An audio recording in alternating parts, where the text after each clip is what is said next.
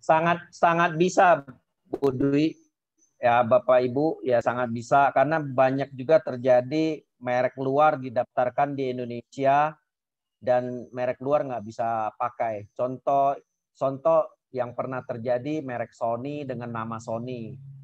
IKEA yang didaftarkan oleh pengusaha lokal dan pengusaha lokal akhirnya menang terhadap pengusaha luar untuk merek IKEA. Sehingga IKEA hanya boleh buka di Alam Sutra dan kalau mau buka lagi misalnya mereka harus bayar royalti terhadap merek yang mereka pakai. Banyak lagi kasus yang ada di Indonesia, itu contoh aja di Indonesia.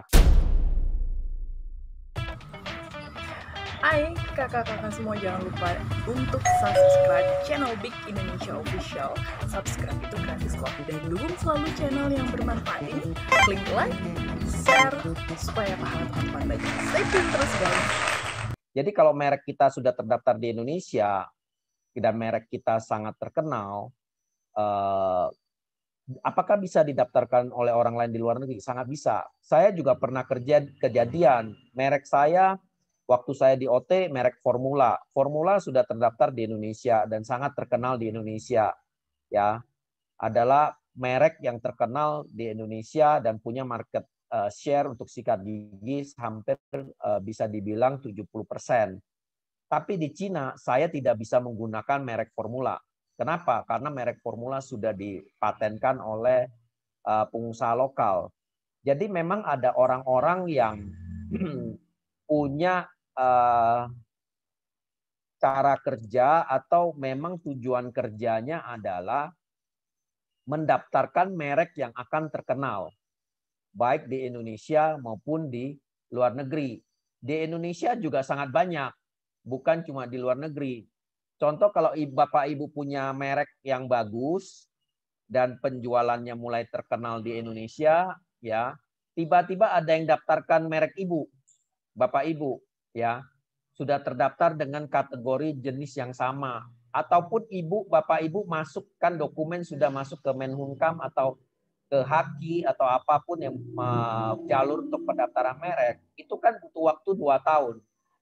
Dari Ibu daftar sampai Ibu, Bapak Ibu diumumkan merek itu apakah ada yang punya atau tidak. Kadang-kadang pada saat masa jeda pengumuman 1 tahun, ada saja yang gugat bahwa merek itu adalah merek mereka, sehingga kepemilikan merek di Bapak Ibu dibatalkan. Itu bisa terjadi, ya. Kenapa? Ya tadi saya singgung bahwa sebelum Ibu, Bapak Ibu mengembangkan merek, itu sangat penting merek itu terdaftar.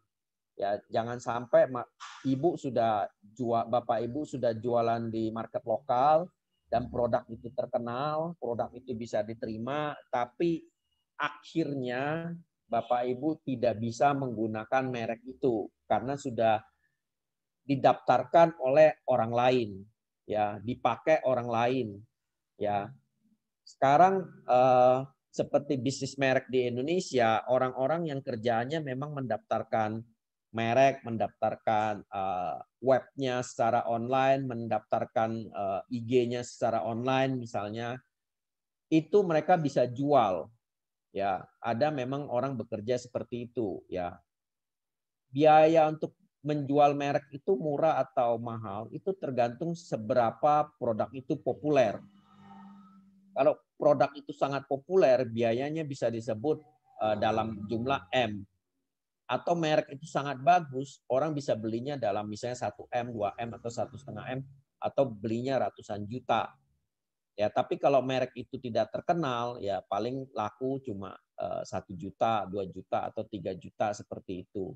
Ya, tapi kalau Bapak Ibu punya produk yang sudah laku dan merek itu belum terdaftar, orang lain mendaftarkan, yang beli bukan yang punya merek kadang-kadang, tapi pengusaha besar yang mereka lihat produk Bapak Ibu ada potensi untuk ke depan. Ya, mereka beli mereknya dan mereka buat produknya. Dengan kekuatan uang dan kekuatan marketing, mereka bisa dalam sekejap membesarkan produk yang tanda kutip adalah produk Ibu Bapak Ibu rintis. Apakah banyak kejadian di Indonesia seperti itu? Sangat banyak Bapak Ibu.